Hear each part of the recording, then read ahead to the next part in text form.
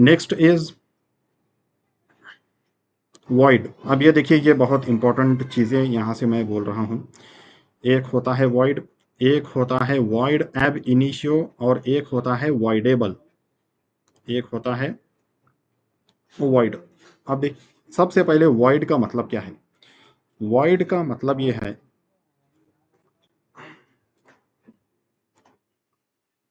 देखिए what is meant by void. Void का मतलब ये है कि बिल्कुल, हम बोलते हैं ना कि बिल्कुल नल नल एंड वॉइड वगैरह के मतलब अभी जो है उसका कोई लीगल वैल्यू वगैरह जो है कुछ भी मौजूद नहीं है, उसकी कोई भी लीगल वैल्यू अब नहीं रही, उसको कहते हैं वॉइड, उसको कहते हैं void. And what is meant by, sorry, what is meant by void ab initio, what is meant by void ab initio. तो void and void ab initio का मीनिंग ये है कि वॉइड, जैसा मैंने कहा कि अब जो है उसकी कोई लीगल वैल्यू, चाहे कोई कॉन्ट्रैक्ट हो या फिर कोई मैटर हो या जो भी हो, कुछ बिजनेस डील वगैरह हो, तो उसके ये सभी चीज़ें, चाहे कॉन्ट्रैक्ट हो, चाहे बिजनेस डीलिंग हो, चाहे रिलेशनशिप हो, वो बिल्कुल वॉइड अगर है, तो उसका मीनिंग ये है कि अब उसकी कोई लीगल वैल्यू बिल्कुल भी नहीं रही। वॉइड एब इनिशियो का मतलब ये है कि उसकी पहले से ही कोई लीगल वैल्यू थी ही नहीं। मैं एग्जांपल देता हूँ, दोनों का एग्जांपल। फर्स्ट ऑफ ऑल मान लीजिए कि एक दो पार्टीज वगैरह हैं, ए एंड बी। ये दो पार्टीज क्या करते हैं, एक पार्टनरशिप फॉर्म वगैरह बनाते हैं, इनके बीच में पार्टनरशिप वगैरह होती है। ये बोलते हैं कि मेरी जो है सो एंड सो कंपनी है, ए कहता है कि मेरी सो एंड सो कंपनी है, और बी कहता है कि मुझे जो है ये बिजनेस करने का पूरा मेरे पास नॉलेज है, मेरे पास जो है पूरे का पूरा नॉलेज है। और जस्ट अ मिनट, मुझे कॉल आ रहा है अपने अपने ही एक बैचमेट का। हाँ अनस भाई, वो क्लास वगैरह के लिए कॉल किया था मैं, अगर ज्वाइन कर सकते तो ज्वाइन करना था, जल्दी क्लास चल रही है। ओके ओके, चलेगा चलेगा, ठीक ठीक है, चलो सुनाओ।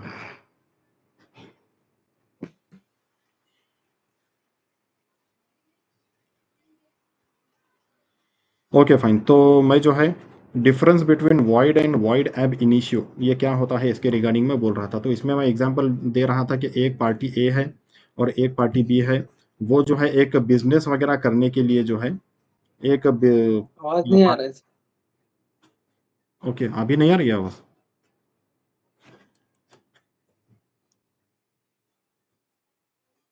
Okay okay fine, I hope I am audible right now.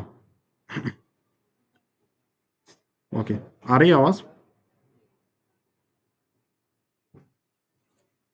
Hello, आ रही है आवाज? हाँ, यस। ओके फाइन, तो मैं यहाँ पर डिफरेंस बिटवीन वॉइड वॉइड और वॉइड एब इनिशियो, इसका डिफरेंस वगैरह क्या है ये बोल रहा था। तो जैसा कि मैं यहाँ पर एग्जांपल दे रहा था कि एक बिजनेस वगैरह करने के रिगार्डिंग जो है, एक पार्टी ए है और एक पार्टी बी है, ये दोनों का एक एग्रीमेंट होता है और एक पार्टनरशिप फॉर्म वगैरह ये लोग बना लेते हैं। और ए बोलता है कि मैं एक कंपनी का ओनर हूँ, और बी बोलता है कि मुझे इस बिजनेस करने का जो है पूरा नॉलेज है, तो हम दोनों मिलकर जो है ये अब बिजनेस वगैरह करेंगे करके, इस तरह ये लोग एक पार्टनरशिप वगैरह बना लेते हैं। बट अनफॉर्चुनेटली होता ये है कि कुछ नेचुरल कैलेमिटीज, मान लीजिए बाढ़ है, तूफान है, इन सब चीज़ों की वजह से ये एक ही जो कंपनी है वो बिल्कुल डिस्ट्रॉय हो जाती है, वो बिल्कुल तबाह हो जाती है। और फिर ऑब्वियसली अब ये बिजनेस वगैरह जो है बिल्कुल नहीं कर सकते, बिजनेस वगैरह जो है ये बिल्कुल नहीं कर सकते। हालांकि इन लोगों ने जो है एग्रीमेंट वगैरह भी बना लिया था, पार्टनरशिप फॉर्म वगैरह इन लोगों ने बना ली थी, और जो एग्रीमेंट वगैरह उन लोगों ने बनाया था बिल्कुल कंप्लीटली लीगल एग्रीमेंट था, और उसमें इलीगल जैसा कुछ नहीं था।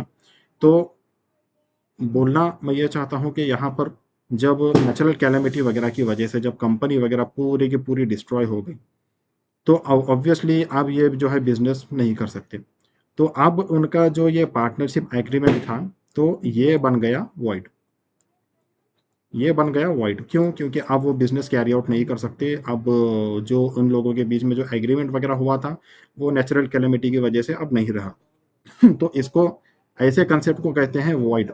मतलब पहले तो जो है वो बिल्कुल लीगल था, बट बाद में जो है किसी वजह से वो वॉइड हो गया। इस चीज को कहते हैं वॉइड। वॉइड एब इनिशियो मतलब ये कि वो, जहां तक उसके लीगैलिटी की बात है, जहां तक उसके लीगैलिटी की बात है, वो पहले से ही जो है वो लीगल नहीं था। अब मान लीजिए फॉर एग्जांपल, अगर एक लड़का है जिसकी उम्र जो है सिर्फ 13 साल है, अगर वो शादी करता है, मान लीजिए ये लड़का है और ये जो है गर्ल है, और वो जो है शादी करता है 12 साल की उम्र, 12 साल उम्र की लड़की से, तो obviously it is completely against the Indian law.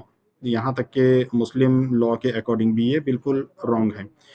तो ये इन लोगों के बीच जो शादी को लेकर वगैरह, जो मैरिज को लेकर जो एग्रीमेंट वगैरह हुआ, तो ये बिल्कुल जो है एक ऐसा एग्रीमेंट था जिसकी कोई लीगल वैल्यू थी ही नहीं।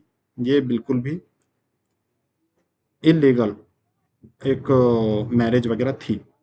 तो इस तरह की मैरिज वगैरह को बोलते हैं वॉइड एब इनिशियो। मतलब उसकी पहले से ही कोई लीगल वैल्यू वगैरह थी ही नहीं। तो उम्मीद है कि आपको जो है difference between void and void ab initio समझ में आ गया होगा।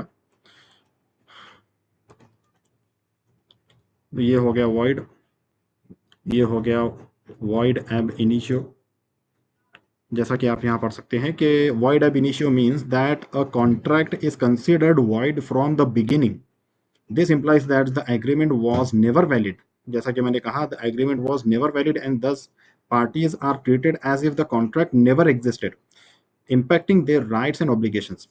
तो ये कंसेप्ट आपको हो गया, क्लियर हो गया होगा। अब ये देखिए वॉइडेबल कॉन्ट्रैक्ट्स।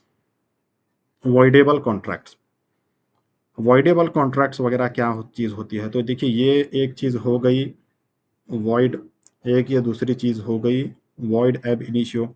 अब ये तीसरी चीज़ जो है क्या होता है? Voidable. What is meant by voidable? तो देखिए वॉइडेबल का मतलब ये है कि ये जो है इनिशियली लीगल होता है। जो भी कॉन्ट्रैक्ट वगैरह होता है, जो भी एग्रीमेंट वगैरह, मान लीजिए एग्रीमेंट या कॉन्ट्रैक्ट एंड एग्रीमेंट बहुत आर ऑब्वियसली सेम, मतलब लीगली सेम नहीं, बट बोलने के मामले में जो वर्ड्स वगैरह होते हैं उसके हिसाब से तो दोनों, खैर जो भी है, कॉन्ट्रैक्ट वगैरह जो है, जो भी इन लोगों के बीच में होता है वो इनिशियली जो है लीगल था। इनिशियली लीगल था, बट उसके बाद जो है कुछ प्रॉब्लम आया या फिर कुछ रीज़न वगैरह जो है मान लीजिए, फिर उसके बाद जो है जिस पार्टी पर, यानी जो विक्टिम पार्टी है, अब उसके पास राइट है कि चाहे तो वो जो है उस कॉन्ट्रैक्ट को वॉइड कर सकता है, बिल्कुल नल यानी कैंसिल कर सकता है, या फिर उस कॉन्ट्रैक्ट को जो है वो फुलफिल कर सकता है, मतलब प्रोसीड कर सकता है। फॉर एग्जांपल मान लीजिए एक ए और बी, दो पार्टीज हैं। ए ने जो है ये प्रॉमिस किया कि ये जो है गुड्स वगैरह सप्लाई करेगा बी को, और बी जो है इसके लिए 10 लाख रुपीज़ वगैरह जो है पे करेगा। ए जो है बी को गुड्स वगैरह सप्लाई करेगा, और बी जो है उसके लिए 10 लाख रुपीज़ वगैरह पे करेगा। अब बी ने जो है अपना 10 लाख रुपीज़ करने का, पे करने का जो काम था वो तो बी ने कर दिया, बट ए ने जो है अब तक गुड्स वगैरह सप्लाई नहीं किए। हालांकि ए ने कहा था कि वो बिल्कुल 1 वीक के अंदर वो जो है गुड्स वगैरह सप्लाई करेगा, बट ए ने जो है बिल्कुल नहीं किया। तो अब इनके बीच का जो एग्रीमेंट होता है उसको कहते हैं वॉइडेबल। तो वॉइडेबल मतलब क्या? अगर बी चाहे तो वो जो है उस एग्रीमेंट को फर्दर एनफोर्स करा सकता है। वो कोर्ट में जाकर जो है क्लेम कर सकता है कि देखिए मैंने तो इसको 10 लाख रुपीज़ पे कर दिए थे, बट ए ने जो है अभी तक मुझे गुड्स वगैरह सप्लाई नहीं किए। तो चाहे तो वो जो है एनफोर्स करा सकता है ए पर कोर्ट के थ्रू कि वो जो है अब भले ही उसने पहले ना किए हो लेकिन अब जो है वो गुड्स वगैरह सप्लाई कर दे। या फिर बी कोर्ट में ये भी क्लेम कर सकता है कि नहीं, अब मैं जो है ऐसे पर्सन के साथ बिजनेस नहीं करना चाहता, that's why I want to cancel this agreement, मतलब मैं इस एग्रीमेंट को अब वॉइड करना चाहता हूँ। तो ये इस तरह का जो एग्रीमेंट होता है, जो बी की डिस्क्रिशन पर, बी की मर्जी पर वॉइड हो सकता है, तो ऐसे एग्रीमेंट को बोलते हैं वॉइडेबल एग्रीमेंट। मतलब बी जो है चाहे तो उसको इन्फोर्स करा के उससे गुड्स वगैरह ले सकता है, या फिर अगर वो गुड्स वगैरह ना ले तो फिर बी जो है एटलीस्ट उस एग्रीमेंट को कैंसिल करके जो उसने 10 लाख रुपीज वगैरह अमाउंट दिया था, वो कॉम्पेंसेशन के साथ जो है वापस मांग सकता है, यानी उसको वॉइड कर सकता है। तो ऐसे एग्रीमेंट को बोलते हैं वॉइडेबल एग्रीमेंट। अब मान लीजिए मतलब आप, उम्मीद है कि आप समझ गए होंगे, मतलब फॉर एग्जांपल जिस तरह एक वर्ड होता है रिपीटेबल। रिपीटेबल का मतलब ऐसी चीज which can be repeated, the one which can be repeated is called as repeatable. Similarly the agreement which can be made void is called as voidable agreement. तो उम्मीद है कि ये चीज भी आपको अच्छी तरह से एक्सप्लेन हो गई होगी। Let's go to the next term.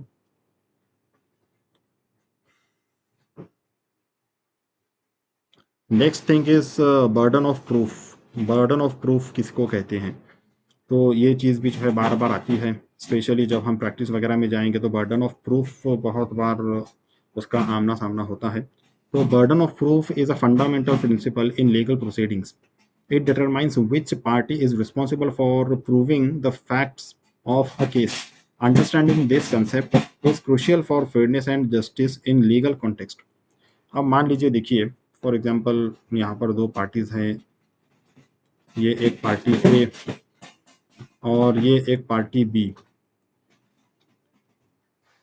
तो वही वाला केस, अभी वाला केस जो है, मान लीजिए कि ए ने जो है ए को goods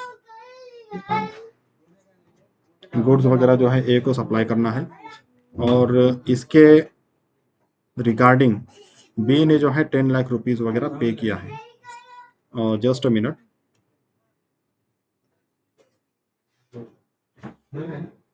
okay fine, everything is fine.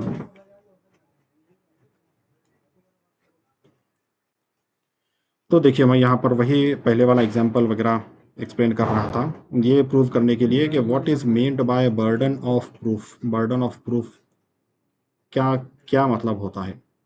तो मान लीजिए कि बी जो है 10 लाख रुपीज पे कर देता है, और ए ने जो है गुड्स वगैरह प्रोवाइड नहीं किए हैं, और ये जो है मैटर चला जाता है कोर्ट में। तो कोर्ट में ऑब्वियसली बी जो है केस फाइल करता है ए पर, और ये क्लेम करता है कि इसने जो है अभी तक गुड्स वगैरह जो देना था वो दिया ही नहीं है करके। तो ये केस जब बी ए पर करेगा, तो ऑब्वियसली बर्डन ऑफ प्रूफ, मतलब अपने आप को बेगुनाह साबित करने का बर्डन जो है वो ए पर होगा, कि इसने जो है क्यों नहीं दिया, गुड्स वगैरह जो है क्यों सप्लाई नहीं किए।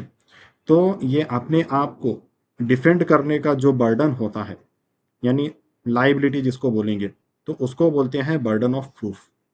अब मान लीजिए ए जो है अगर बोलता है कि मैं तो जो है गुड्स वगैरह सप्लाई करने के लिए मैंने अपना ट्रक जो है बी के लोकेशन तक जो है भेज भी दिया था, लेकिन वहाँ पर बी के जो है कोई वर्कर्स या फिर बी वगैरह जो है गुड्स वगैरह लेने के लिए वहाँ पर प्रेजेंट नहीं था। तो ये इस तरह का आर्ग्यूमेंट और एविडेंसेस वगैरह जब ए की तरफ से दिया जाता है कोर्ट में, now it will be responsibility और burden of proof of B, कि अब बर्डन ऑफ प्रूफ जो है ए से फिर शिफ्ट हो जाएगा बी के ऊपर। अब बी को ये प्रूव करना पड़ेगा कि ए जो एलिगेशन लगा रहा है कि यहाँ पर कोई भी रिसीव वगैरह करने के लिए मौजूद ही नहीं था, ना तो बी था ना बी के वर्कर्स थे, तो ये बर्डन ऑफ प्रूफ जो है अब शिफ्ट हो जाएगा बी के ऊपर। तो ये बर्डन ऑफ प्रूफ का जो है ये कंसेप्ट होता है।